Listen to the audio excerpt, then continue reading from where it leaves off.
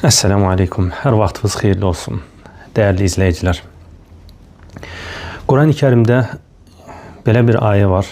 Yüce Rəbbimiz buyurur ki, sıxıntıda, darda qalmış insana yardım edən kimdir? Bu həm sual və həm nida.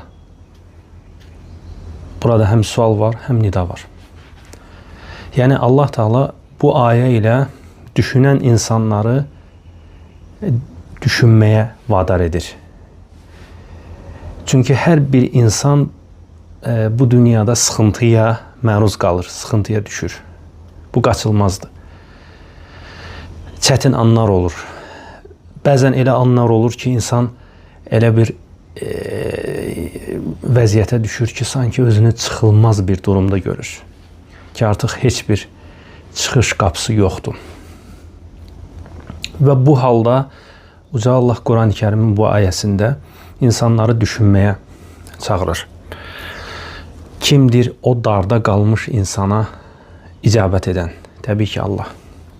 Yəni, hər kəs buna şahid ola bilər və ya insanların çoxu buna şahid olub və bəzən görməzlikdən gəlirik belə hallara. Bəzən olur ki, insan doğrudan da elə bir hala düşür və şiddətlə öz Rəbbini çağırır. Şiddətlə Allahı çağırır. Bu şiddətli çağırışa Allah mütləq cavab verir.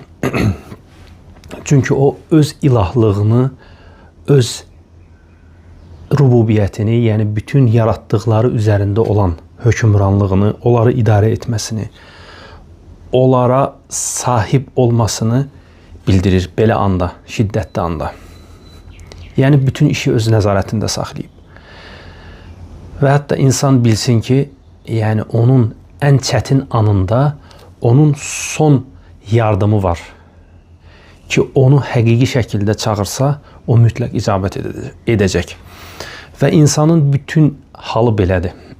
Əgər insan hər bir halında son ümid yeri olaraq yerin göyün sahibinə müraciət edərsə, o mütləq ona icabət edər. Hətta burada fərqi yoxdur. Onun görüşləri nədir? Hətta insan ola bilər ki, Allahdan uzaq düşmüş bir insandır. Ümumiyyətlə, dindən əlaqəsi yox. Dua ilə, ibadətlə əlaqəsi yox. Amma bu ehtiyacı özündə duyub. Bu ehtiyacı duyub ki, mən çağırmalıyam. O anda mütləq Allah ona icabət edəcək. Necə ki, Quran-ı Kərimdə Allah Teala bunu qeyd edib.